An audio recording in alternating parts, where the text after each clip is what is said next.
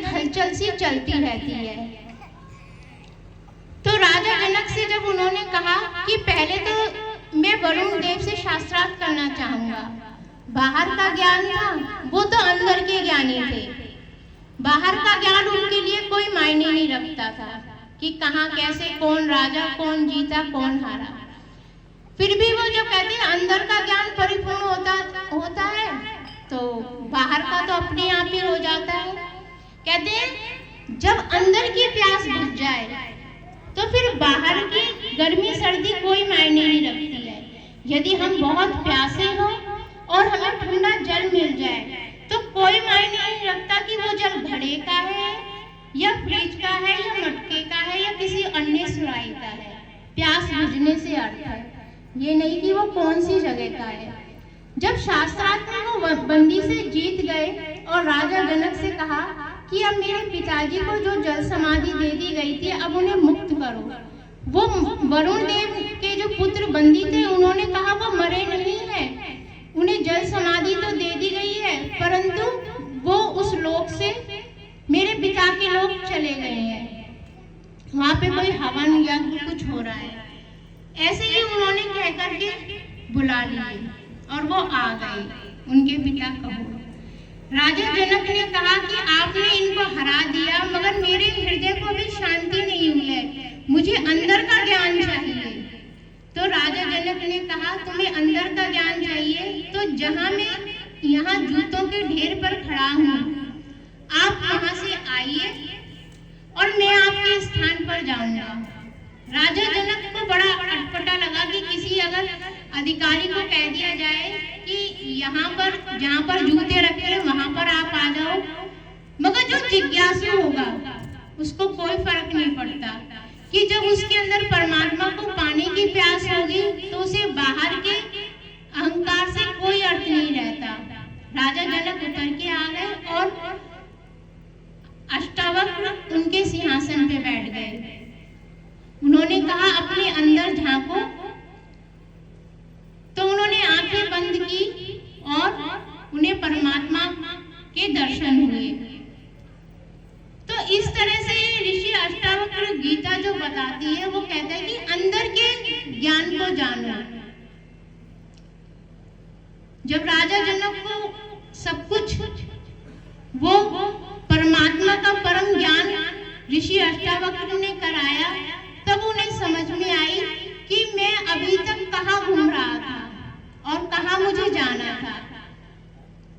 तो परमात्मा कहते हैं कि हम इस संसार में हमारी ये आत्मा कब से भटक रही है, कभी इस योनि में कभी उस योनि में, और ये कब तक भटकेगी। हम कब तक उस कुएं के मेढक बने रहेंगे। हम सब कुएं के मेढक ही तो हैं। जब कुएं के मेढक के पास कहीं समुद्र का मेढक पानी के रास्ते आ जाता है तो वो बोलता है कि समुद्र तो बहुत बड़ा है, मगर और जो उसके अन्य मेढक होते हैं तो वो कुएं के चारों तरफ छलांग लगा के कहते हैं समुद्र इतना बड़ा है, समुद्र इतना बड़ा है। वो कहता है नहीं, समुद्र तो बहुत बड़ा है। तो जब वो गए ही नहीं है कुएं के मेढक तो उन्हें समुद्र के बारे में क्या पता।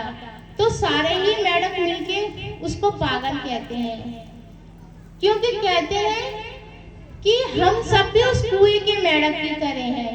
कभी कोई संत या परमात्मा का वो बंदा जो उस जगह से समुद्र से आया है, यदि वो सबको बताए कि समुद्र तो बहुत बड़ा है, कि परमात्मा तो बहुत बड़ा है, बहुत विशाल है, तो हम समझ नहीं पाएंगे। हम जिस भी धर्म में रहेंगे हम कहेंगे अच्छा राम जितना बड़ा है, कृष्ण जितना बड़ा है, वो कितना बड़ा है, कि वो हनुमान जी से भी ज्यादा बड़ा है, कि भीम से भी ज्यादा शक्तिशाली है। कौन कैसा है परमात्मा। मगर जब वो परमात्मा जब हम उससे मिलेंगे तो वो कितना बड़ा कितना छोटा सब हमें ज्ञान हो जाएगा।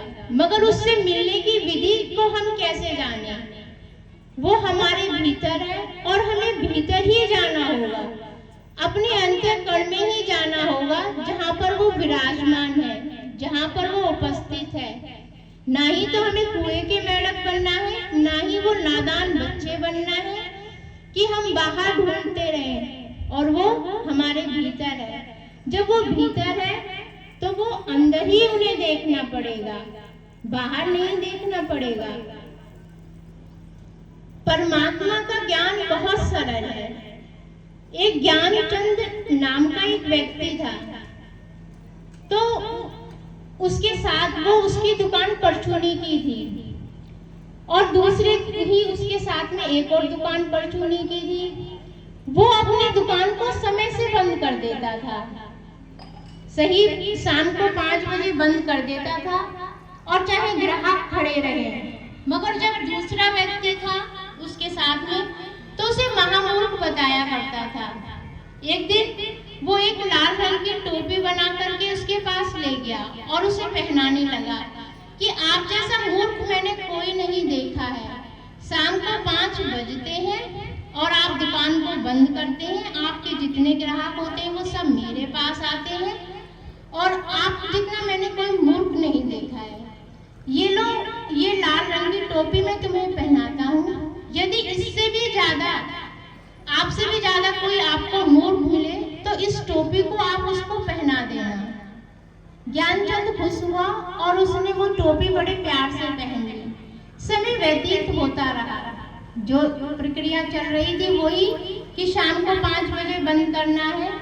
एक दिन दूसरे की दुकान बंद थी, 1 दिन 2 दिन 4 दिन। उसने कहा ज्ञानचंद ने कि वो व्यक्ति कहाँ गया जो अब नहीं यहाँ पर रह रहा है, दुकान को नहीं चला रहा है। तो किसी से पता चला कि वो बहुत बीमार हो गया है।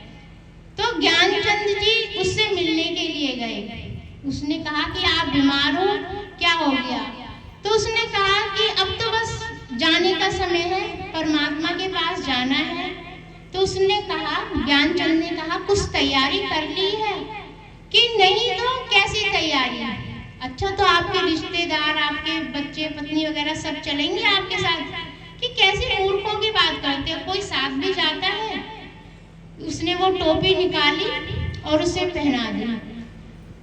उसने कहा कि ये टोपी मुझे क्यों पहना दी? तो उसने, ज्ञानचंद ने कहा कि आपसे बड़ा मूर्ख कोई नहीं है। जब आपको पता है कि मुझे इस संसार से जाना है, कोई मेरा पति पत्नी बच्चे कोई मेरे साथ नहीं जाएंगे, तब भी पूरे जीवन भर आप इनके लिए और ज्यादा कमाते रहे। सब कमाते हैं, ये नहीं कहता कि कोई नहीं कमाता, मगर किसी चीज की अत कर देना कि रात को भी आप कमा रहे हैं। जहां पर आपको जाना था उसकी तैयारी आपने नहीं की, तो आप जैसा कोई मूर्ख मुझे नहीं मिला। कहते हैं कि अब कोई तुम्हारे पास नहीं आता, अब तुम्हारे पास कोई नहीं आता, ना पत्नी ना बच्चे, आप अकेले पड़े रहते हो। तो उन्होंने कहा